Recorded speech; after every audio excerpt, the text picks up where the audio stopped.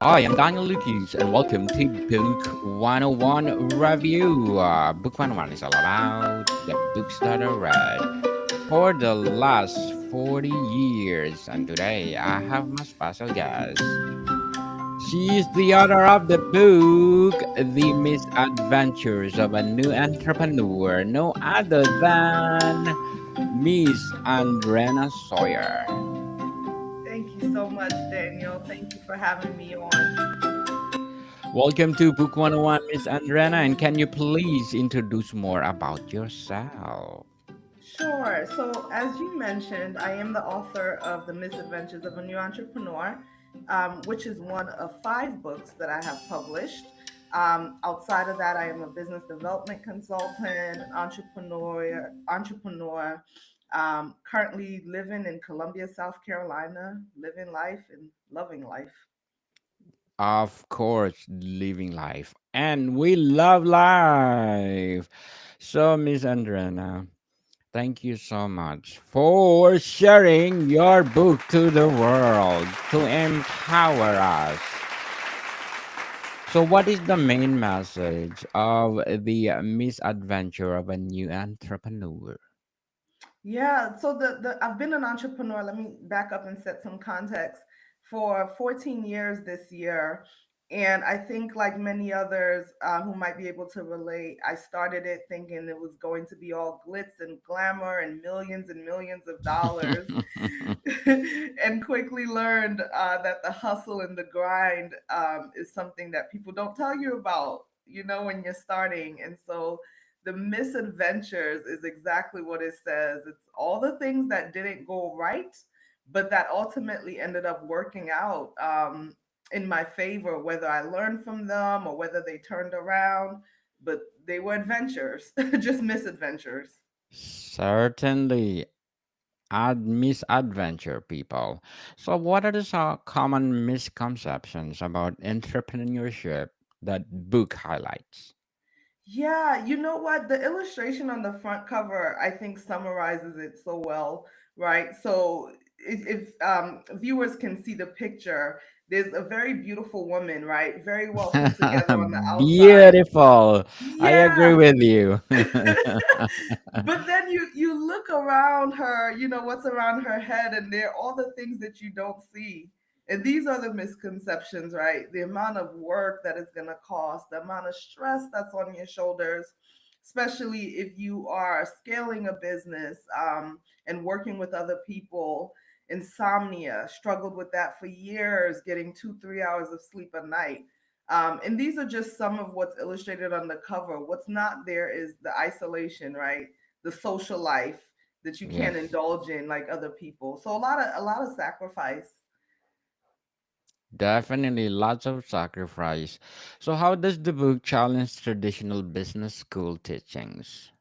Yeah, so it talks about how, about 50% of actually being an entrepreneur is technical, right? But there's a large percentage of it that's not technical.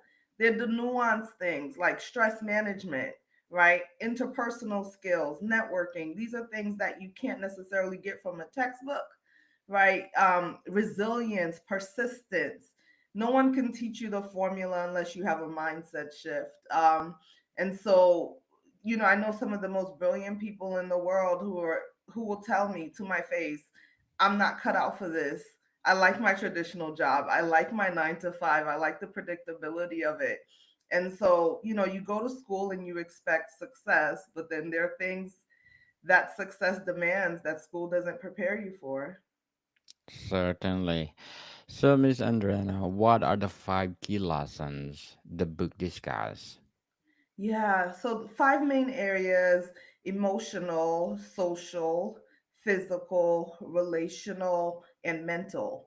And obviously, these are big parts for most of us. So, as I was talking about social, I tell the story of how when I started, I was in my early 20s, and there was a large chunk of my 20s where my friends were mad at me 80% of the time because they would say, "Hey, Andrina, do you want to go out?" And I would say no, and they thought I was being a terrible friend. But what they didn't realize was, one, I couldn't go sometimes because I couldn't afford it, right? So I was self funding my business. So all the capital was going into that. So that was a big sacrifice. Or I was so exhausted from all of the mental bandwidth that entrepreneurship requires that I just did not have the bandwidth to sustain friendships the way that I should have, because of, the stress, the insomnia, and all of these different things.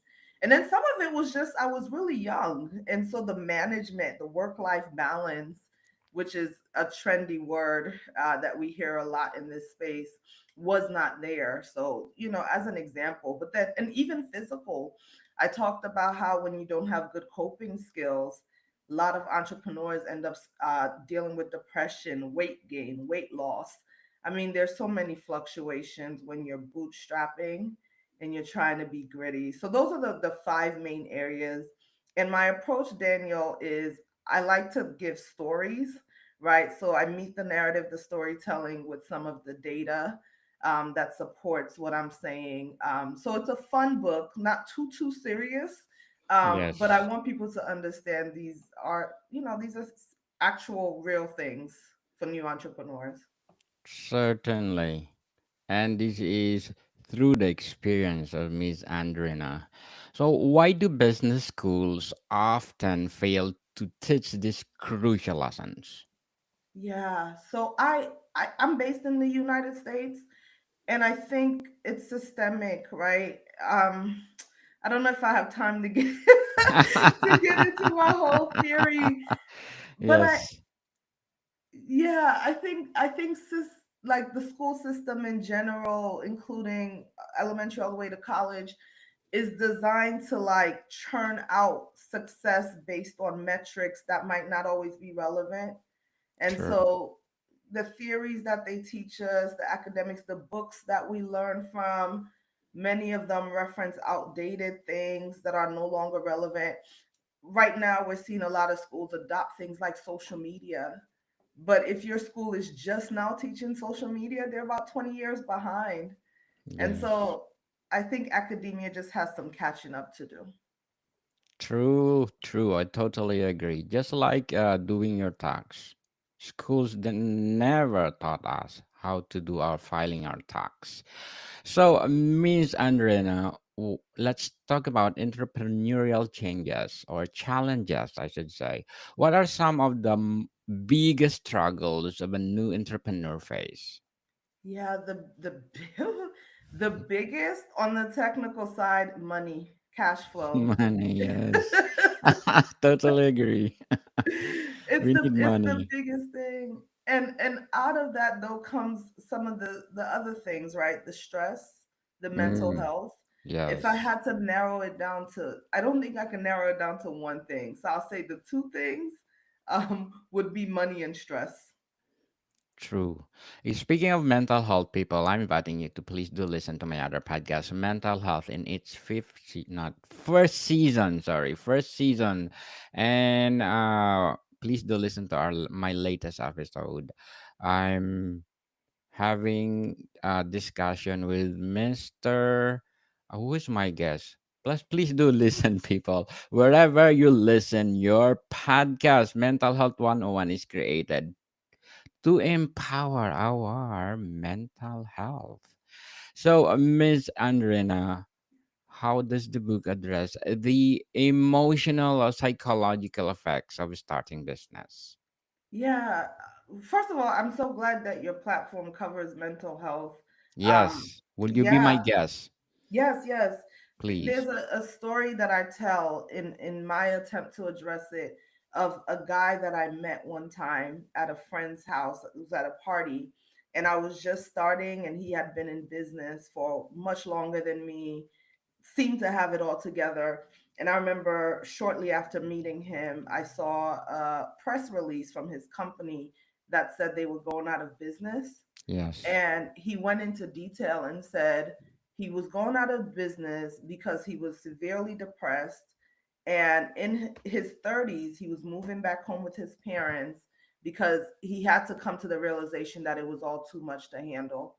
And I talked about how I connected it with the pressure I felt as a new entrepreneur, Yes. to keep it all together, right? To act like everything was fine even when it wasn't. And so the books makes a bold declaration that it's okay to ask for help as an entrepreneur. And that's, Yes. yeah, that's whether through strategic partnership, whether that's consulting a mental health professional when it's needed, but you don't have to do this by yourself. Not all of us are born to wealthy parents, so you have to True. bootstrap, you know. And if that's part of the mental health pressure, then it's okay to ask for help. If it's clinical, if there's something else that's going on there, pre-existing, prior to you even being an entrepreneur, that similarly take the stigmas out. It's okay to ask for help. Yes. No one is an island, people. If you need help, ask for help. So, Absolutely. what financial pitfalls do new entrepreneurs often encounter? Oh boy, overspending. True. Overspending. For me, it was overspending and overly ambitious about what I think my capabilities were, right? And then undervaluing my work. Yes. So, as a consultant, I talked about how I set my pricing strategy, think about almost a quarter of what my competitors were at the time. And my thought process was, a Black woman in her 20s. And so a lot of my competitors were middle age, were not necessarily minorities. And so I thought by being cheaper, people would want to come to me because who doesn't want to save money? And I quickly realized what a terrible strategy that was, because I was working 10 times as hard to make half the money that they were making. And so not really valuing yourself, doing the market research to find out what competitive rates are sometimes is a challenge. And then spending on things that are not a necessity. I realized during COVID, for example, there was so much of our overhead that we could cut out, wasn't necessary. But I thought I needed the big office. I needed the fancy photo shoots. I needed to buy a new outfit every for every event that we went to. And I'm just being real and honest, Daniel. True. Yeah, and I quickly realized these are not necessities for good business. True, people. Overspending is not good for business. You need to allocate the real budget. So, what mistakes did you personally experience, and what lessons did you learn? Yeah. I've mentioned a lot of challenges, so I'll start with the good lessons. Good lessons. Yes, that's good. To pick it up, first good lesson is I learned that I was capable. I learned that I was capable um, of doing hard things, even things that looked impossible. There was several times where I thought this business is not going to make it, and somehow we would make it and move on to another challenge. So that was a good thing. I learned that it was rewarding, right? Another lesson to actually pursue your passion. That Yes, work does not have to feel like a machine. you know, Obviously it requires diligence. It's going to require great work ethic, but there were parts of it that can be very enjoyable, and that was a great lesson for me. Um, I think on the challenges side, one of my biggest lessons is that perspective is everything. How you handle failure is everything. It can either destroy you and become a hang up in the journey, or it can teach you some lessons so that you can pivot and do better. certainly. Speaking of failure, I just read the book of Steve Jobs by Walter Isaacson when the company terminate him as the CEO. So Steve Jobs did, I think, as inspirational to do great more things. Then Mhm. he created Pixar, and then Apple took up Pixar. So people, from your pitfalls, make sure that you will create something else, right, Miss Andrena?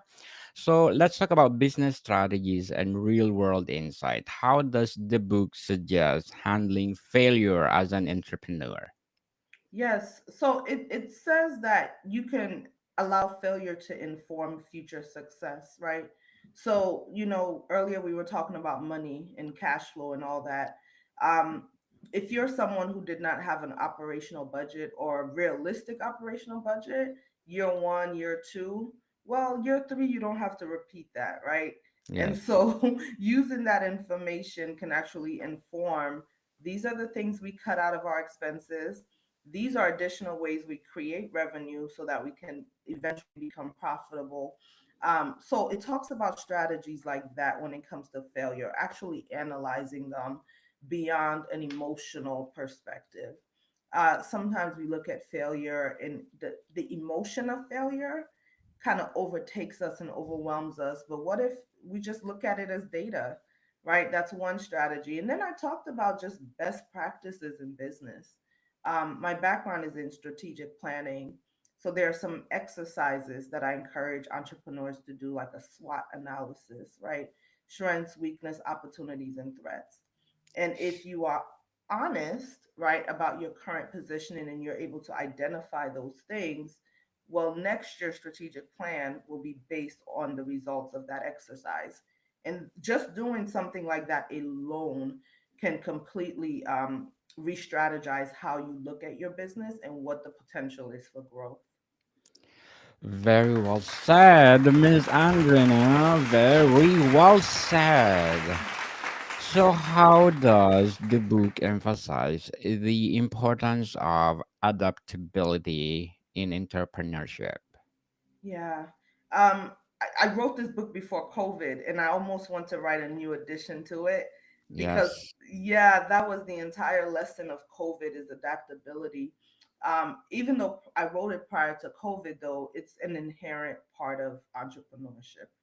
um, that if you can adjust, right, from low level things like a customer gave you a bad review, well, it doesn't have to destroy your entire online reputation, doesn't have to be demoralizing to your culture, right? So when you get that kind of a feedback, you just say, all right, this is objectively what could have been done better, and we adapt, right?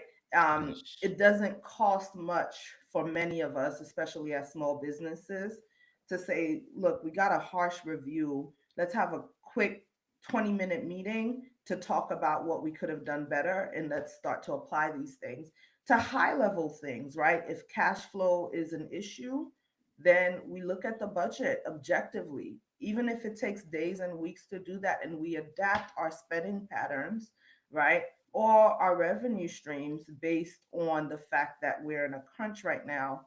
And in order for the business to survive, the cash flow needs to be addressed.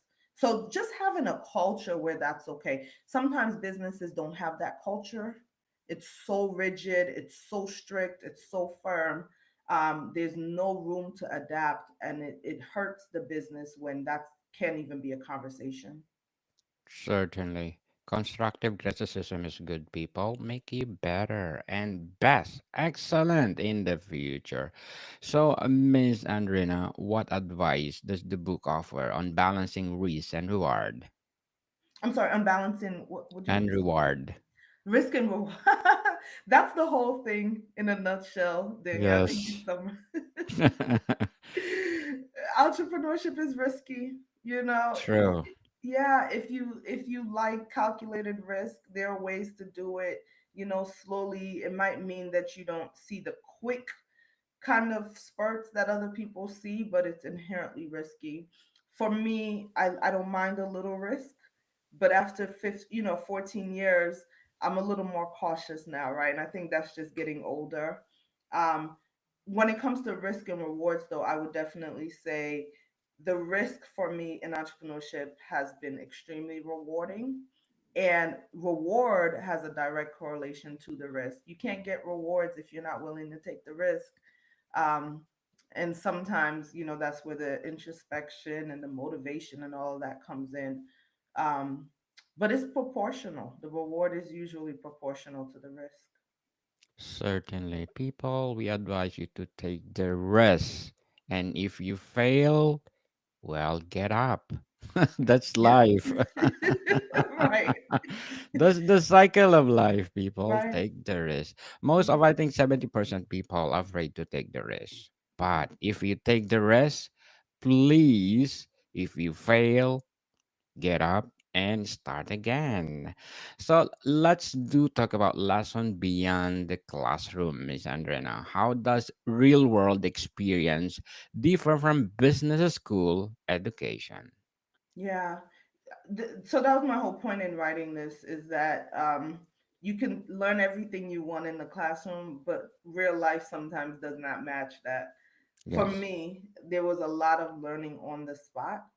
And so making quick decisions, people management. You read about leadership strategies, right, in the classroom, but then when you're faced with a situation where you're managing staff as a 23-year-old, and you're managing people who are in their 60s, who look down on you and say, "Who are you, little girl?" You know what I mean?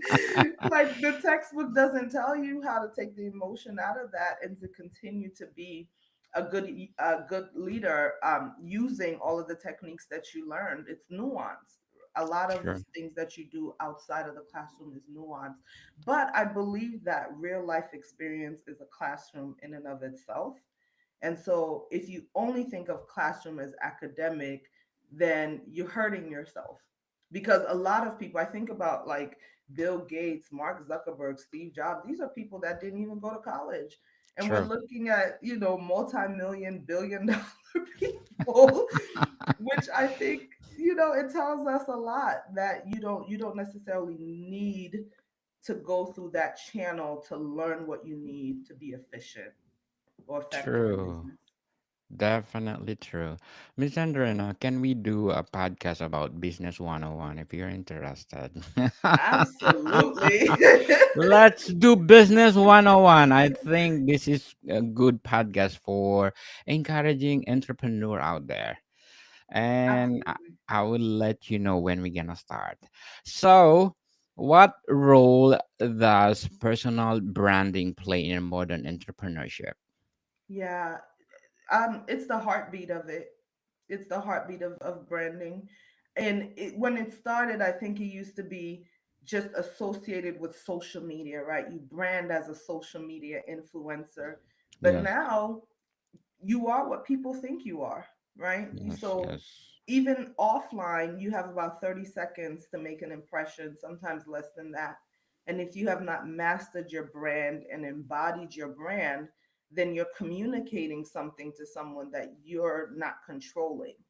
But someone who has mastered their brand, they have a certain look to them, a certain dress, a certain tone, the way they have conversations with people. They are controlling the narrative and they're controlling the perception. And as a business owner, especially as a new business owner, sometimes that's all you have. Someone has to take a chance on you when you're new, because you're Certain. competing with veterans. And so you have, again, 30 seconds to sell yourself. And that's what the brand does. If the brand resonates with them, if it's a story, because that's all branding is storytelling, right? If it's a story that resonates with them, then even if you're the underdog, they want you, they like you, they respect you, they laughed with you. True. But if your brand is a misalignment for their values, then even if you've been doing it for 30 years, they don't want anything to do with you. True. Like, there's a mismatch there. So it's really important. And Daniel, I have to say this, it's beyond like looking pretty. And what I mean by that is on online, right? Social media, they tell you have to have the nicest graphics and the most up to date and all that. And all of that Mm-hmm. is important. Quality True. is important. But I think beyond that, people want to see that there's substance there. But the challenge is they're judging it within a very short window of time. Certainly, totally agree, Miss Andrina. So, what will be your short-term and long-term goals as entrepreneur and as well as a writer? Oh boy. Short term goal. I want to write another book. I want to write a children's book. I've been saying this forever.